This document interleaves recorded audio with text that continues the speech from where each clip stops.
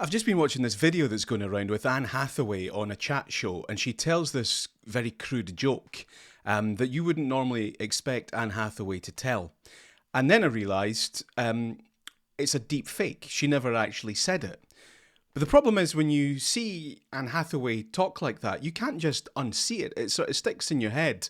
And it's, I guess, associated now with her brand.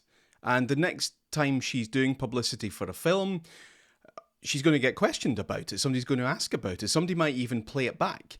That content now exists under her name. And it's going to be very difficult to disconnect her from that piece of content. And there's lots of discussion about AI and deepfake, and we were warned that the technology now exists to make anybody say anything, or make anybody say anything about you. And people won't be able to tell the difference. And I think the problem is as well that even when somebody sees a piece of content like that, even when they're then told, look, that's not real, that never happened, some people want to believe it. They want to believe that it's true. And for anybody concerned with their reputation or their image, or anybody with a brand or a product to sell, that's very difficult. I think it really underlines the need for an official channel so that you can debunk these myths if you need to.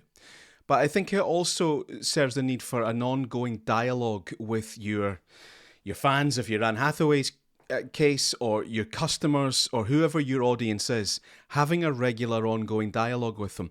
The problem that Anne Hathaway has is she doesn't really have that. If you look on Twitter or whatever it's called now, there's no official Anne Hathaway presence. In fact, the only verified presence there is a fake account. And if you look at her Instagram, there isn't really an ongoing dialogue with fans. It's just one promotional piece of content after another. The ideal situation to be in would be to have such a strong connection with your audience that even if a deep fake is produced, that most people would say, well, they would never do that. That can't possibly be real. That's obviously a fake. And with someone like Anne Hathaway, because we see an image of her, but we don't really feel that we know her all that well. She keeps herself to herself. She doesn't really have that ongoing dialogue.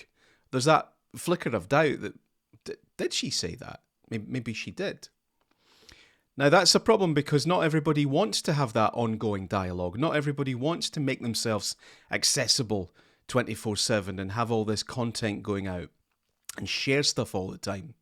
But with technology like this deepfake technology, it's becoming an increasing challenge for all of us.